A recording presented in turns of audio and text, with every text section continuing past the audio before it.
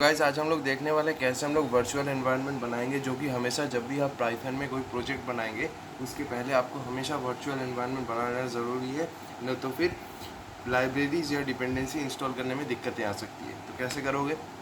मान लो ये एक एम्प्टी फोल्डर है डेटा एनालिटिक्स नाम से जो मैंने क्रिएट किया है। मान लो इसके अंदर मुझे कोई प्रोजेक्ट बनाना है, तो सबसे पहले मैं क्या करूँगा, ध्यान से देखना। मैं इसका लोकेशन देखूँगा, ठीक है। तो ओपन इन टर्मिनल नहीं, शो मोर ऑप्शंस पे क्लिक करेंगे और फिर यहाँ पे देखो एक प्रॉपर्टीज़ का सेक्शन है, प्रॉपर्टीज़ में क्लिक करेंगे तो देखो यहाँ पे लोकेशन मिल गया। इस लोकेशन को हम कंट्रोल भी दबा के कॉपी कर लेंगे। उसके बाद हम क्या करेंगे, CMD खोल लेंगे। CMD खोलने के बाद यहाँ पे हमें डायरेक्टरी चेंज करना पड़ेगा, तो CD लिखेंगे और उसके बाद पेस्ट कर देंगे कंट्रोल भी दबा के। तो अभी हम लोग डेस्कटॉप के अंदर, अब देखो डेटा एनालिटिक्स के अंदर हमें जाना है, तो हमें यहाँ पे क्या लिखेंगे, स्लैश देके यहाँ पे उस फोल्डर का नाम लिखना है जिसके अंदर हमें जाना है।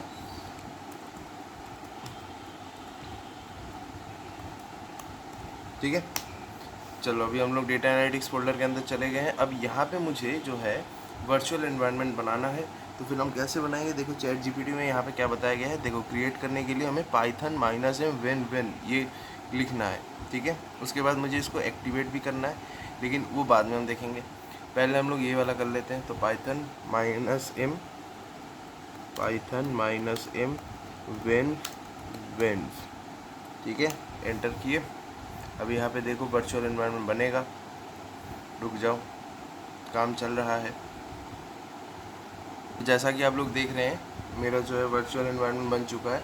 अभी हमें क्या करना है, नेक्स्ट स्टेप में हमें क्या करना है, देखो चैट GPT खोलता हूँ, यहाँ पे देखो अब मुझे इस वर्चुअल एनवायरनमेंट को एक्टिवेट करना है, ठीक है।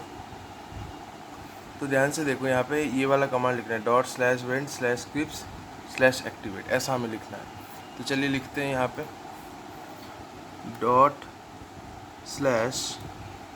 ऐसा, एक सेकंड। हाँ नहीं ठीक ही चल रहा है, चलो करते हैं। कहाँ गया यार, ये रहा, ./vent/scripts/activate, ठीक है। इसके बाद स्लैश था क्या? आई होप सो था, एक बार देख लेते हैं। नहीं है, स्लैश नहीं था, सॉरी गाइस, स्लैश नहीं था, एंटर मार दिए। अभी देखो मेरा वर्चुअल एनवायरनमेंट बन चुका है, देखो वेन लिखा हो रहा है, लिखा दिख रहा है ना तुम्हें, इसका मतलब क्या है, मेरा वर्चुअल एनवायरनमेंट जो है वो बन चुका है। अब नेक्स्ट मेरा काम क्या है, इसके बाद हमें रिक्वायर्ड पैकेजेस को अब हम लोग इंस्टॉल कर सकते हैं, ठीक है। अभी हम लोग वर्चुअल एनवायरनमेंट के अंदर जो भी रिक्वायर्ड पैकेजेस है उनको हम इंस्टॉल कर सकते हैं। जैसे अगर मैं आपको दिखाऊँ, यहाँ पे मैं मीडिया पाइप इंस्टॉल करना चाहता हूँ, तो मैं यहाँ पे क्या लिखूँगा, पिप इंस्टॉल मीडिया, अरे यार एक मिनट रुक जाओ, मीडिया पाइप। ये मैंने इंस्टॉल में क्लिक किया, चलो देख लेते हैं, ये इंस्टॉल होने वाला है और ये इंस्टॉल हो भी रहा है, ठीक है। इसको देख लेते हैं। तो ये वर्चुअल एनवायरनमेंट बनाना आना चाहिए। ये मतलब जो भी आप प्रोजेक्ट यूज़ करोगे उसके लिए आपको सबसे पहले, जो भी प्रोजेक्ट क्रिएट करोगे उसके पहले आपको वर्चुअल एनवायरनमेंट बना लेना है। इससे आपका जो प्रोजेक्ट है उसके लिए सेपरेट सारी चीज़ें मिलेंगी, नहीं तो फिर शेयर्ड रिसोर्सेस लेने पड़ेंगे। जैसे मान लो तुम 2 प्रोजेक्ट कर रहे हो, दोनों ही मान लो कोई एक पाइथन लाइब्रेरी है जो मान लो मीडिया पाइप, दोनों को ही मीडिया पाइप का काम चाहिए, मीडिया पाइप की ज़रूरत होगी। अब मान लो जो एक प्रोजेक्ट है उसको मीडिया पाइप का 11.10 वर्जन चाहिए और जो दूसरा प्रोजेक्ट है उसको मीडिया पाइप का 11.15 वाला वर्जन चाहिए। तो अब तुम्हारे पास एक ही वर्जन है जो कि 11.10। इससे क्या होगा, तुम्हारा फर्स्ट प्रोजेक्ट रन हो जाएगा लेकिन दूसरा प्रोजेक्ट रन नहीं होगा, क्योंकि वो भी तो 11.10 से ही एक्सेस कर रहा है। तो तुम्हें अगर वो सेकेंड प्रोजेक्ट रन करवाना है तो तुम्हें 11.15 की ज़रूरत होगी, जो कि तुम्हारे पास नहीं है। तो ऐसे में तुम क्या करोगे, तुम एक अलग सा वर्चुअल एनवायरनमेंट बनाओगे, उस अलग से वर्चुअल एनवायरनमेंट के अंदर तुम मीडिया पाइप का 11.15 वर्जन इंस्टॉल करोगे ताकि तुम उस प्रोजेक्ट को रन कर सको। तो वर्चुअल एनवायरनमेंट प्रोजेक्ट को आइसोलेट कर देता है ताकि उसके लिए सारी अलग अलग चीज़ें तैयार हों, ठीक है। तो ये वैसे डाउनलोड हो रहा है, तब तक मैं कुछ बातें कर लेता हूँ, उसके बाद मैं आपको दिखाऊँगा कि सही में ये चल रहा है कि नहीं चल रहा है, ठीक है। चलिए देखते हैं।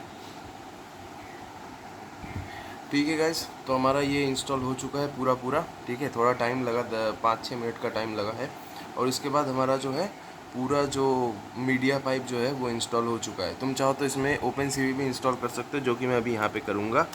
मान लो पिप इंस्टॉल OpenCV। तो ये वर्चुअल एनवायरनमेंट के अंदर सारे जो भी लाइब्रेरीज़ हैं जो प्रोजेक्ट के लिए ज़रूरत पड़ेंगी वो सारी चीज़ें इंस्टॉल होंगी। ठीक है। तो वैसे देखो ये तो इंस्टॉल हो ही चुका है, ये तो पहले से ही है।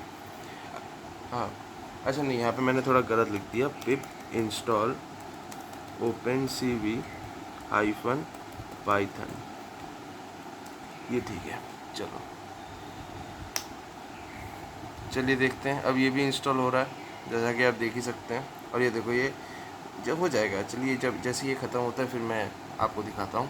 तो जैसा कि आप देख ही सकते हैं हमारा जो OpenCV लाइब्रेरी है वो भी इंस्टॉल हो चुका है। ठीक है, अब चलिए देख लेते हैं क्या ये सच में इंस्टॉल हुआ है या नहीं। तो इसके लिए हम क्या करेंगे, देखिए यहाँ पे ये जो डेटा एनालिटिक्स का जो फाइल है इसमें हम लोग चेक करेंगे। ओके